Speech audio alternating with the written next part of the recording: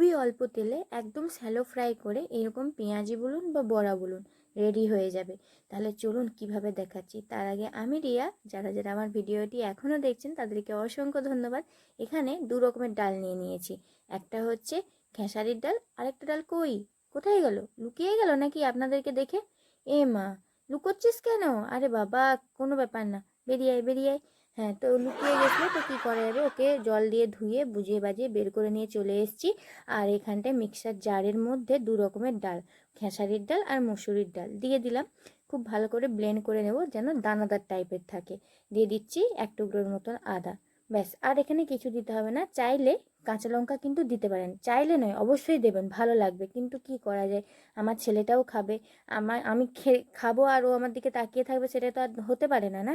তো এখানে বড় বড় মিডিয়াম সাইজের মিডিয়াম সাইজের পেঁয়াজ দুটো নিয়ে নিয়েছি। বড় বড় মিডিয়াম সাইজের আবার কি কথা। তো এখানে মিডিয়াম সাইজের পেঁয়াজটা নিয়ে নেওয়ার পরে 4টা কাঁচা লঙ্কাকে তুলে দিয়ে দিলাম, মানে কেটে দিয়ে দিয়েছি। আর এখানটায় নুন দিয়ে দিলাম, আর দিয়ে দিচ্ছি এখানে ভাজা জিরে গুঁড়ো। এটা খুবই সুন্দর লাগে, ভাজা জিরে গুঁড়ো দিতেই হবে, কাঁচা জিরে না কিন্তু, দিতেই হবে। আর এখানে ছেলের জন্য আগে থেকে তুলে রেখেছি। ব্যাস, খুব ভালোভাবে মিক্সড করে নেব। এবারে একটা প্যান ফ্রাই নিয়ে নিয়েছি, তার মধ্যে 2 চামচের মতন, তার থেকেও হয়তো কম হবে, তেল দিয়েছি, সর্ষের তেল। প্রথমে সর্ষের তেলেতেই ফ্রাই করব, তারপরে রিফাইন অয়েল দেবো।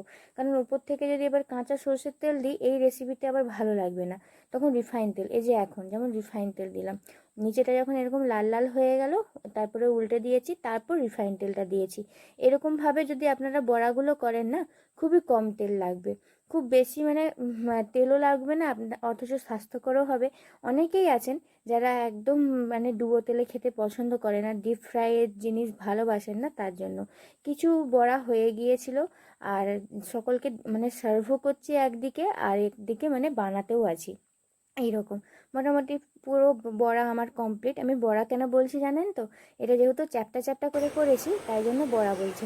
যদি পেঁয়াজের আকারে করতাম তাহলে পেঁয়াজি বলতাম। কত সুন্দর ক্রিস্পি হয়েছে, সাউন্ডটা শুনেই আপনারা বুঝতে পেরেছেন। অবশ্যই কিন্তু বানাবেন এইভাবে, যারা হেলথ কনসিয়াস। আর এটাকে আপনারা ডিপ ফ্রাইও করতে পারেন। তো আমি আজকে ডিপ ফ্রাই করছি না, যদি দেখাতে হয় তাহলে কমেন্টে করবেন, আমি তাহলে দেখাবো। তো এখানে মোটামুটি সব বড়া রেডি, অনেক খাওয়াও হয়ে গেছে। এটা এন্ড পার্ট, মানে আমি আর আমার বরমশাই খাবো। জাস্ট ফাটাফাটি লাগে, এইভাবে একবার বড়াটা বানাবেন। আর যারা বানিয়ে থাকেন তারা তো জানেনই কত সুন্দর লাগে, তবে শ্যালো ফ্রাই করে বানালেও কিন্তু খুব টেস্টি হয়। তো এত সুন্দর অসাধারণ রেসিপিটা বললাম, অবশ্যই কিন্তু কমেন্ট করবেন কেমন লাগলো ভিডিওটি দেখে। Must try recipe, must try.